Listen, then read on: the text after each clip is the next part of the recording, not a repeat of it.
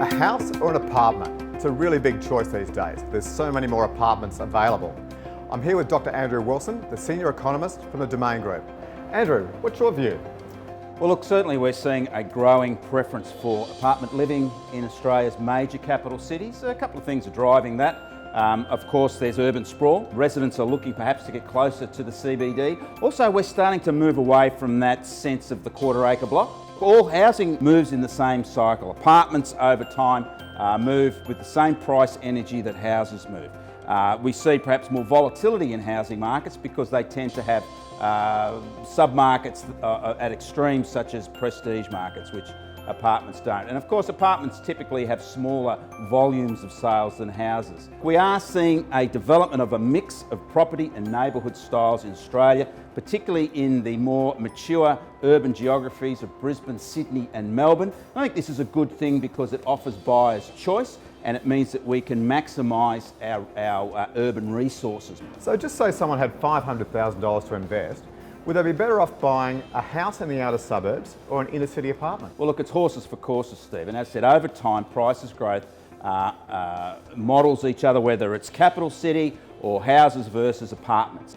We certainly see high density living in Sydney, and that's because Sydney has a constrained geographical environment. That means that there's been a necessity for those suburbs to go up, those inner city suburbs in Sydney. And of course, the other factor that drives higher density development closer to the CBD in Sydney is the harbour itself. We don't see the same sort of environment for higher density living happening by osmosis or naturally in Brisbane and Melbourne. So over time, I don't believe one or the other will prove to be an investment preference.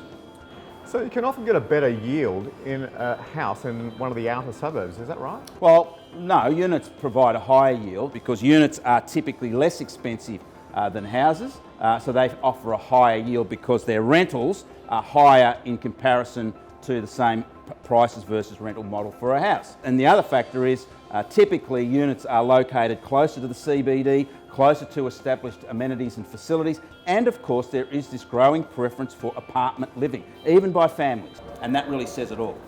And what's really driving this change to apartments? Recreation is now not something that's provided in the backyard, it's something that's provided by the community. Also security, access to higher levels of infrastructure, access to job opportunities that are closer to the city. And I think that, it's not for everybody, but certainly there's growing demand for that. And of course the economic climate is such that it offers a lower footprint in terms of its energy footprint as well as its spatial footprint. But this is all about the constraints of not enough land to go around for, particularly in the city land, to go around for the demand.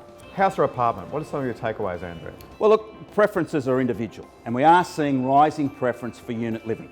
Now that's driven not just by lifestyle, but also economic factors because apartment living provides, cheaper perhaps compared to a house, but that doesn't mean that there's still not strong demand for housing. We still see demand in Brisbane's outer suburbs and Melbourne's outer suburbs for those traditional types of living. So it's all about personal preferences.